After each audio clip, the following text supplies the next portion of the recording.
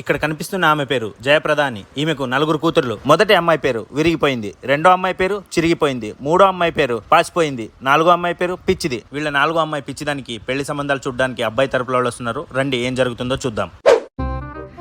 రండి రండి, ఇప్పుడే వచ్చారా? రండి లోపలికి వెళ్ళి కూర్చొని మాట్లాడదాం. ఏం పర్లేదు, ఇక్కడే నుంచుంటాం. అవునా, సరే. ఇరిపోయింది, కుర్చీ తీసుకురా. చైర్ ఏమొద్దులేండి, కిందే కూర్చుంటాం.